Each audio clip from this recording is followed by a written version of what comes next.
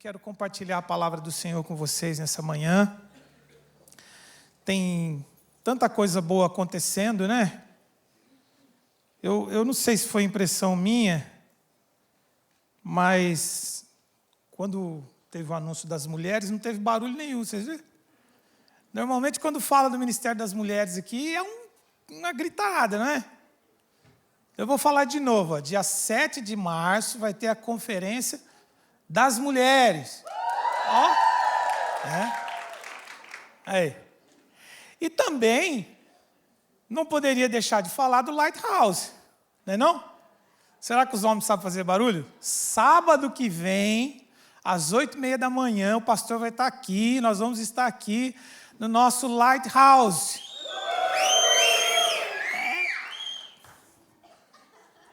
Glória a Deus. Ai, que bom, né, gente? Deus é bom e a sua misericórdia dura para sempre. Deus é maravilhoso.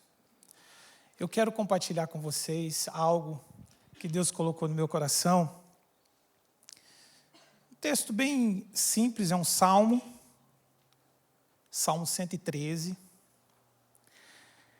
Esse salmo inicia um grupo de salmos. Vocês sabem que o livro de Salmos é um ajuntamento, é um conjunto de hinos, de hinários, de cânticos que o povo de Israel registrava para celebrar a Deus ou para contar a sua história de diversas formas. Uma delas é através do cântico, da poesia. O Salmo 113 inicia um grupo de salmos que vai, acho que até o 118, se não me falha a memória, que se chama, ele é classificado como Halel. Desculpe-me os judeus, os que falam hebraico, que estão me ouvindo, me perdoe pela pronúncia, porque eu malemar falo português. Então, veja, essa palavra significa simplesmente aleluia. É um conjunto de salmos que está direcionado para o povo de Israel celebrar datas importantes, datas como, por exemplo, a Páscoa.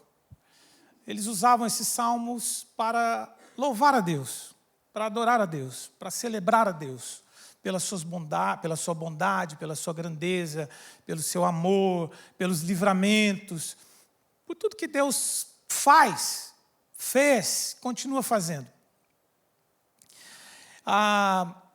Então veja, esse salmo, ele não nasce de um momento de dor ou um momento de contestação, não. Ele tem o propósito de celebrar, de adorar, de glorificar as grandezas de Deus. Nós cantamos aqui hoje, né?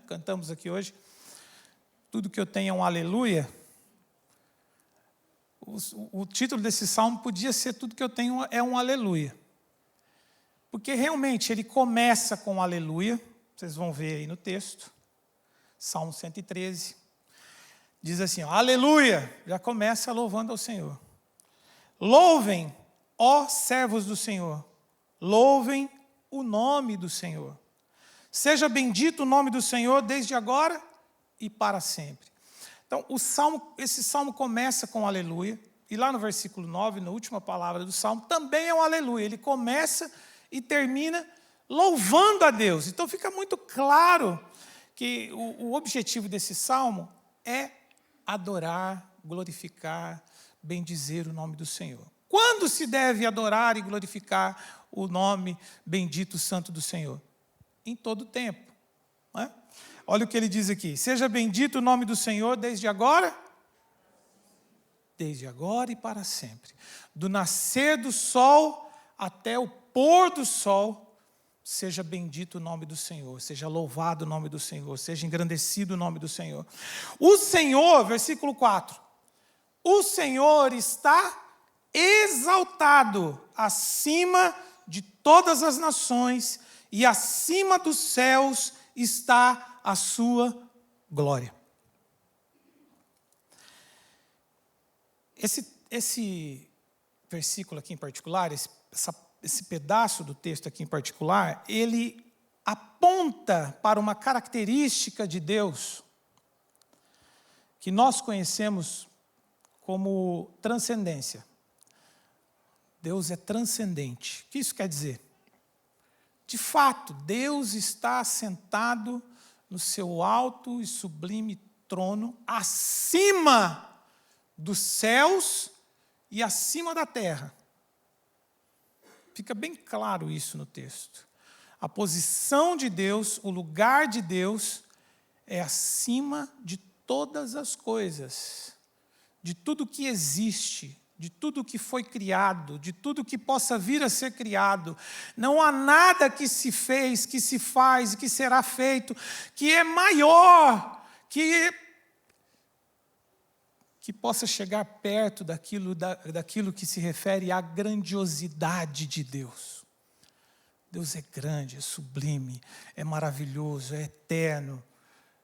De certa forma, quando nós ouvimos esse tipo de texto, muita gente pensa assim: Deus então é inacessível. Ele é intocável, porque Ele está acima de tudo e de todas as coisas. Não há nada no mundo, em lugar nenhum, na terra, no céu. Esse dia eu estava conversando com uma pessoa e ele estava preocupado para descobrir se tem alienígena. Falei, meu amigo, tem, claro que tem. Claro que tem. Como assim? Ele calou o olho para mim e falou assim: como assim tem alienígena? Eu falei, mas você não está querendo, você não está procurando alguém que confirme o que você está querendo saber, o que você está com vontade de afirmar? Eu falei, tem, não tem esses homenzinhos verdes, com anteninha. Não. Tem, por exemplo, anjos. Vocês acreditam que tem anjos? Eu acredito. Eles são da terra? Não são. Então o que eles são? Alien. Veja, não há nada que se compare à grandiosidade de Deus. Nem aqui, nem nos outros planetas, não tem nada. Deus está acima de todas as coisas. E aqui nós precisamos tomar bastante cuidado para nós não cairmos nas mentiras do adversário da nossa alma. Não caímos nas ideias manchadas, trocadas, corrompidas, que muitas vezes tentam tomar conta da nossa mente. Porque, ao contrário do que muita gente pensa, apesar de Deus ser quem Ele é, e estar onde Ele está, ser esse Deus maravilhoso, grandioso, que nos falta palavras para expressar exatamente quem Deus é e onde Ele está e como Ele existe. Apesar disso, nós não podemos permitir que mentiras como algumas que surgem na nossa mente, tipo, então se Deus é tão grande, tão inacessível, Ele está indiferente a mim. Deus é tão grande, tão poderoso, imagina que Ele vai se importar comigo. Imagina que Ele vai olhar para mim. Nunca. Porque tudo que eu tenho, afinal de contas, como nós cantamos aqui, é só um aleluia. Eu queria que você pensasse nisso comigo nessa manhã e me ajudasse a entender isso de uma forma bem prática. Olhando para esse texto, porque o próprio texto vai mostrar para nós que essas mentiras que surgem, dizendo que Deus está assentado lá longe, e nós estamos aqui na nossa pequenez, e não temos condições alguma de acessar quem Deus é. Isso é uma mentira. E o texto vai mostrar isto.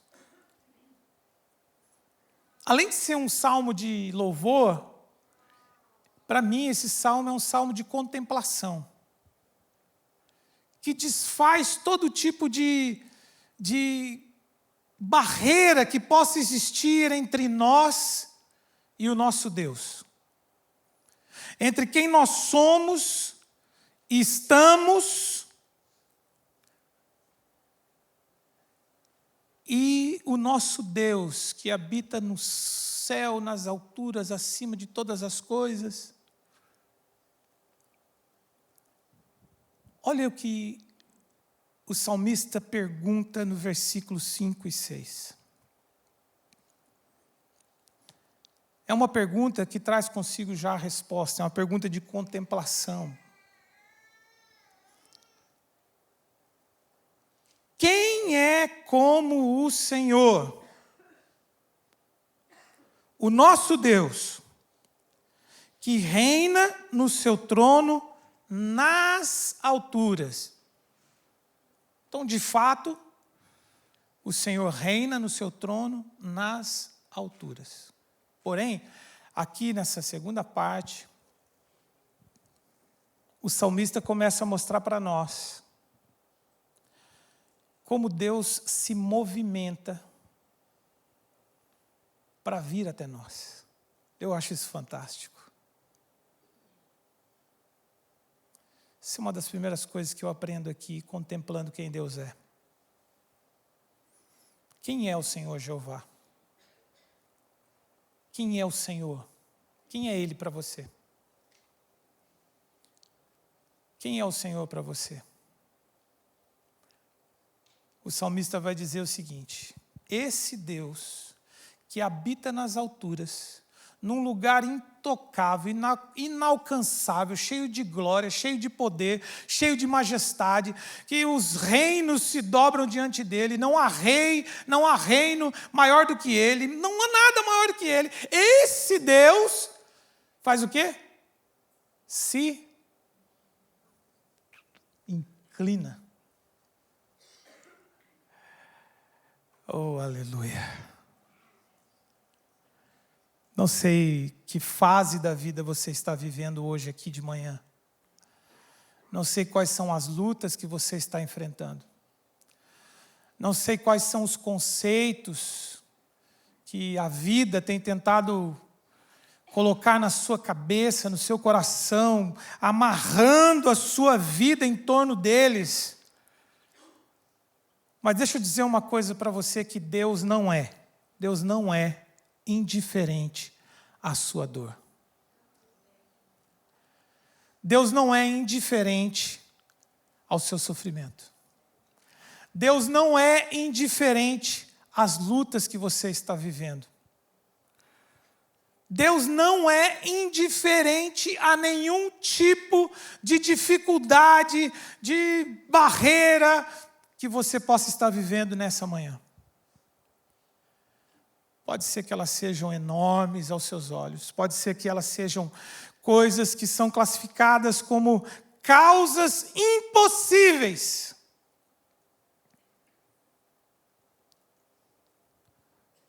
Deus não está passando ou sentado no seu lugar de conforto, olhando de uma posição privilegiada lá de cima, de braços cruzados, sem fazer absolutamente nada. Porque essa é uma grande mentira que às vezes fica encucada na nossa cabeça.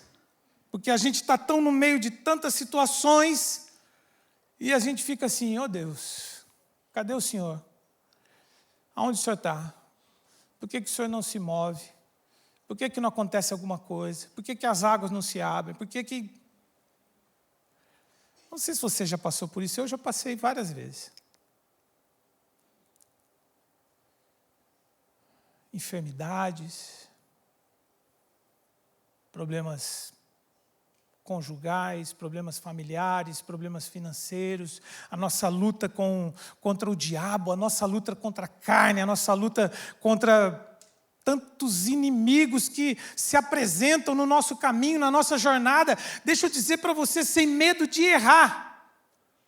Por mais que possa para você parecer que Deus está indiferente, olha o que a palavra de Deus está dizendo. Que o meu Deus, o seu Deus, que habita num lugar inalcançável, inacessível, no seu trono de glória, Ele se movimenta, Ele se levanta e se inclina. Será que você pode louvar a Deus por isso? Eu fico pensando no poder de contemplação do salmista. E esse é um poder que todos nós temos. Nós imaginamos sempre que ter poder é ter uma arma, ter algo para além de mim, que me empodere, que me capacite a fazer aquilo que eu não consigo fazer. Mas a contemplação é algo que nós não podemos perder da nossa vida. A capacidade de olhar para o passado sem nos ressentirmos dele. Olhar para as coisas que Deus fez e conseguir enxergar que o que Deus fez no passado é muito maior, é suficientemente grande para que eu não fique preso naquilo que de ruim me aconteceu, mas que o meu coração se encha de esperança, sabendo que o mesmo Deus que fez no passado, Ele continua fazendo e continuará eternamente, porque Ele é bom e a sua misericórdia dura para sempre.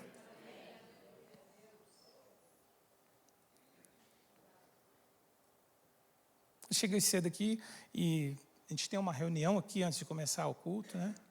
E hoje o Leandro deu uma palavra aqui, orou para começar o serviço aqui, a passagem daquilo que tem que ser feito e tal.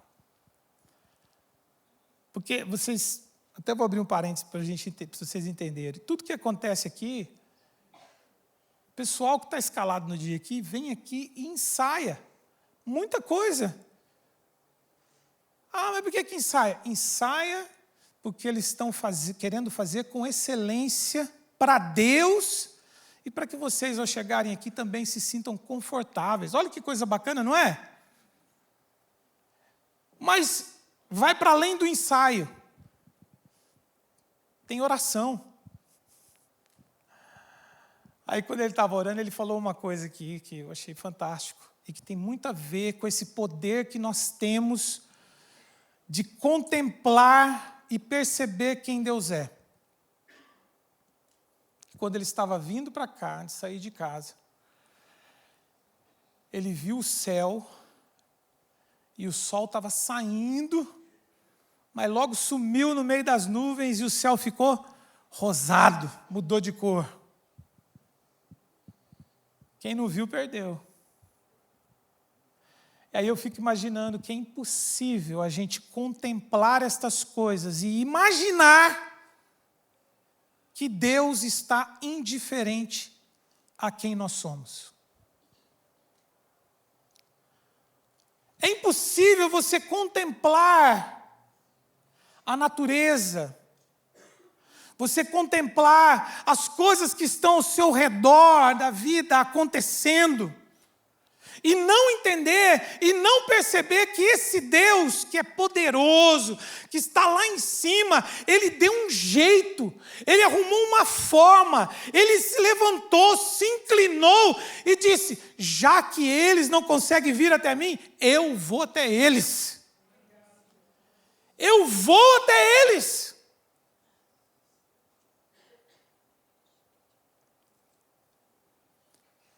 Você tem esse poder de perceber Deus nas mínimas coisas da vida.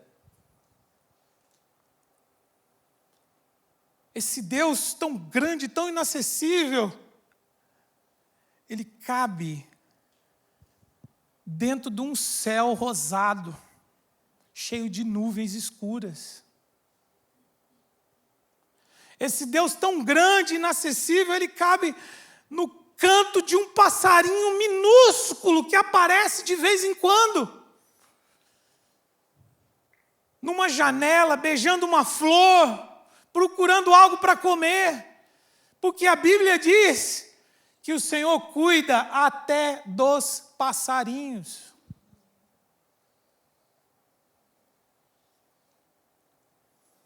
Quem é como o Senhor? Eu quero te fazer esse desafio nessa manhã. E quero te convidar a pensar comigo. Eu queria que você, assim, olhasse para os seus problemas e tentasse olhar para Deus e olhasse para os seus problemas de novo e dissesse: quem é como o Senhor? Sabe por quê? Essa visão do Deus que se levanta e se inclina para ver, para contemplar, versículo 6, para ver e contemplar o que acontece nos céus e na terra, me faz lembrar, irmãos, que Deus está se inclinando desde que a terra e o mundo e o universo não existiam.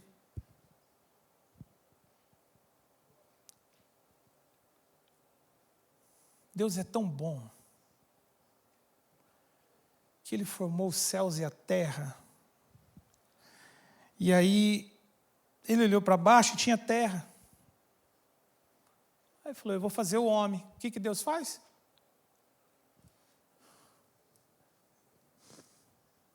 Pegou do pó da terra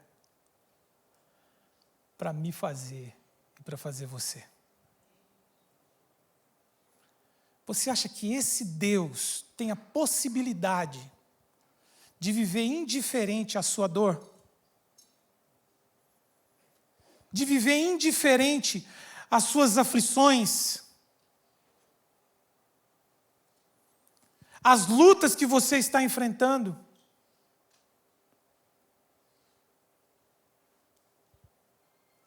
Este Deus que se levanta, que se inclina para nos abençoar, talvez Ele seria um Deus carrasco se Ele se levantasse e, ao ver, voltasse a se sentar, dobrasse, cruzasse as pernas e dobrasse os braços e ficasse assim. E ficasse lá de cima olhando e falando: vamos ver o que eles vão fazer. Deixa eu ver. Se fizer certo, eu abençoo. Se fizer errado, eu mando um raio. Esse não é o nosso Deus.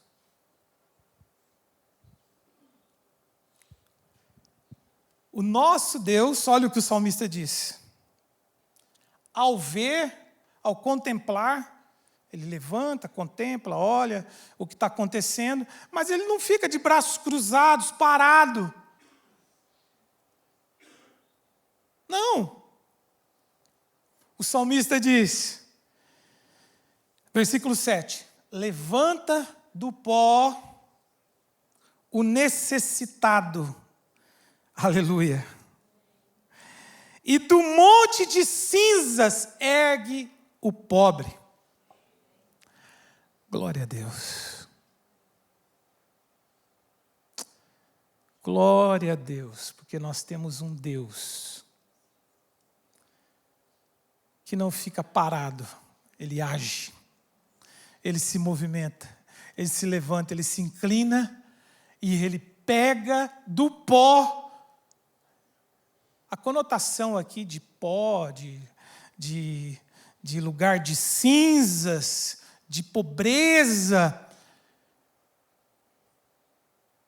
está falando com a gente a respeito daqueles que, como nós, já viveram ou vivem em lugares de humilhação.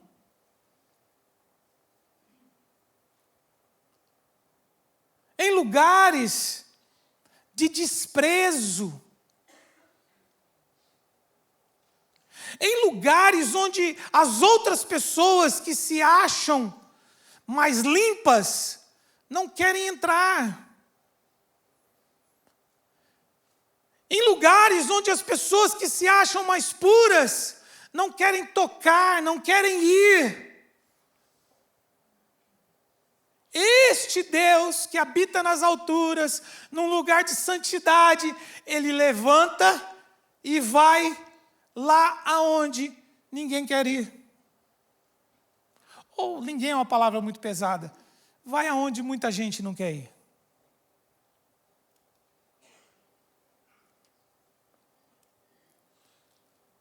Vai lá onde as pessoas estão cheias de sujeira, de pobreza, sofrendo isolamento da vida,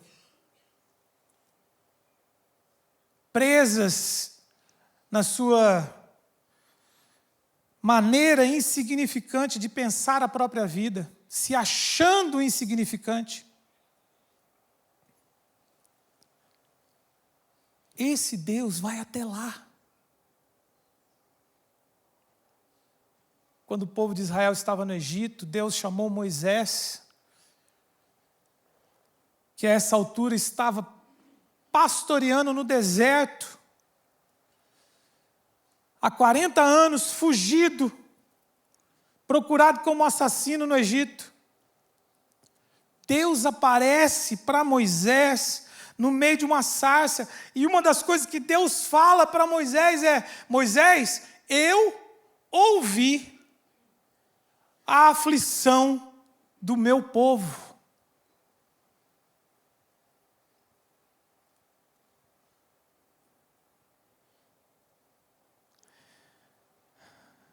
Quem é como o Senhor? Quem é como o Senhor nessa manhã aqui? Eu queria que você pensasse nisso. Quem é como o Senhor nosso Deus, que se levanta, apesar de residir, de morar, de habitar num lugar inacessível, Ele se levanta e vem até nós para nos tirar do nosso local de dor, de tristeza, de sujeira, para nos fazer assentar entre os príncipes e poderosos da terra. Aleluia!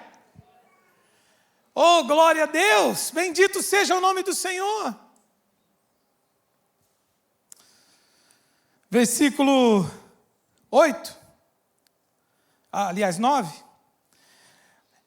Ele dá um lugar a estéril e dela faz uma feliz mãe de filhos.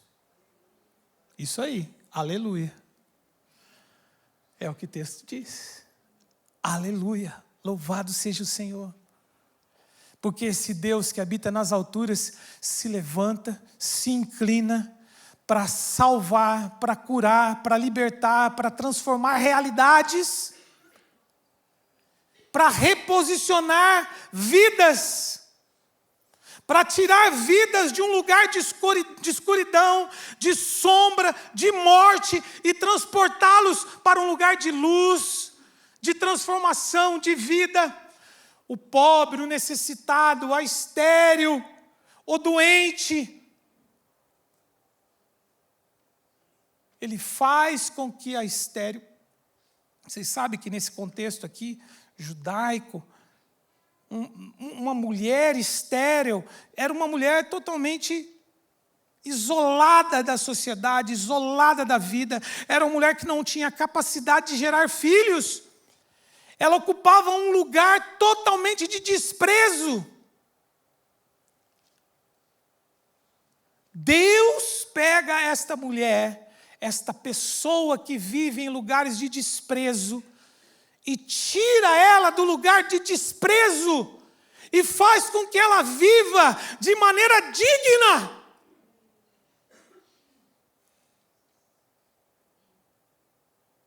Quem é como o Senhor nosso Deus?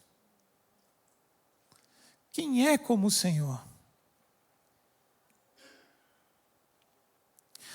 Eu quero partir para o encerramento aqui.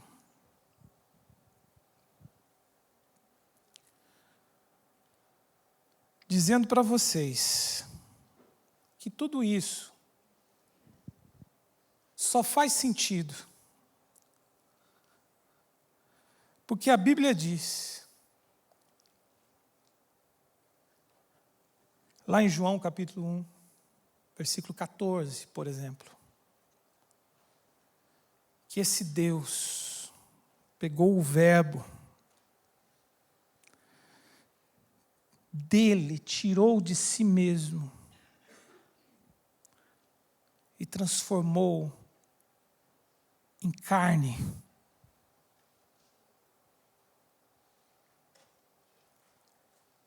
Deus olhou para toda essa situação, João 3,16, porque Deus amou o mundo de tal maneira, Ele deu o seu único Filho, para que eu e você pudéssemos ter vida. Paulo diz, em Colossenses, capítulo 2, que nele, em Cristo, habita corporalmente toda a plenitude de Deus. Sabe esse movimento que Deus está fazendo de se levantar e vir até nós? O apóstolo Pedro vai dizer que ele fez isso antes da fundação do mundo. Então não pense você que Jesus faz parte de uma improvisação de Deus para a história da humanidade. Não. Jesus nunca foi o plano de improviso de Deus, não. Jesus sempre foi o plano eterno de Deus. Desde a fundação dos séculos. Ele é o Cordeiro de Deus que foi morto no meu e no seu lugar.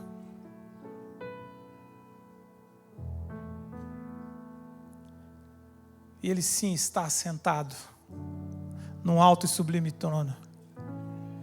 Mas ao se levantar, Ele entregou o seu Filho, para que tudo isso que nós estamos dizendo aqui se tornasse realmente possível na nossa vida.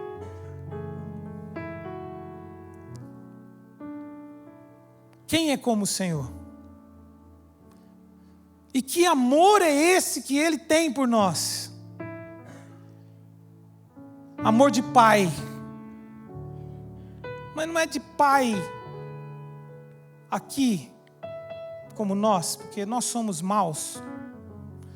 Mas Jesus disse, vós que sois maus, sabem dar boas coisas aos vossos filhos, quanto mais o vosso Pai Celestial não vos dará todas as coisas, inclusive a vida eterna.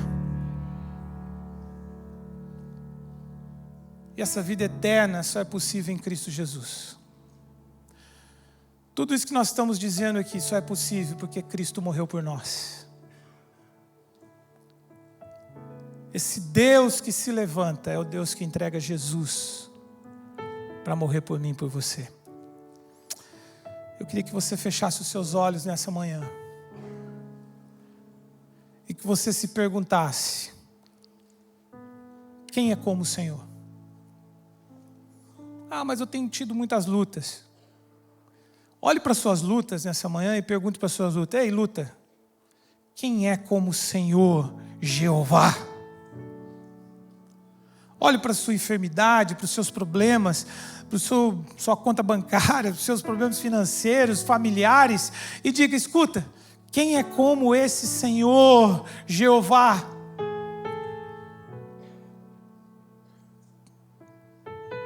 Pense nisso um pouquinho, antes de nós orarmos.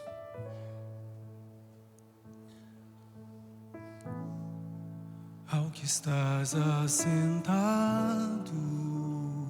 Aleluia. trono, sempre reinando, soberano,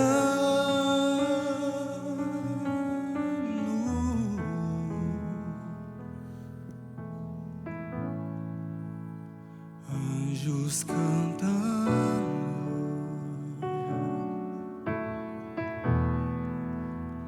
homens louvando,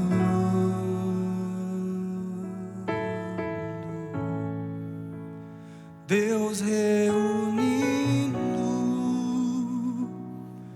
o seu povo,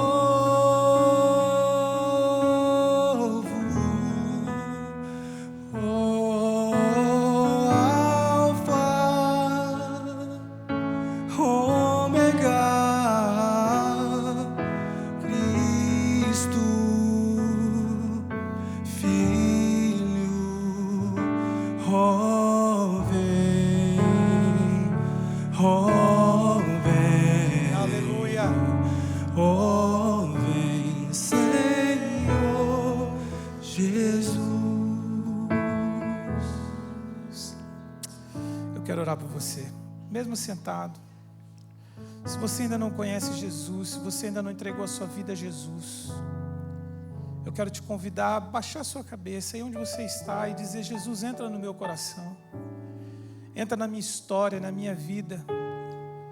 Você que está nos acompanhando pela internet, quem sabe você possa parar um momento e dizer: Senhor, eu quero conhecer ao Senhor de uma forma diferente. Eu não quero conhecer esse Deus distante, longe, inacessível.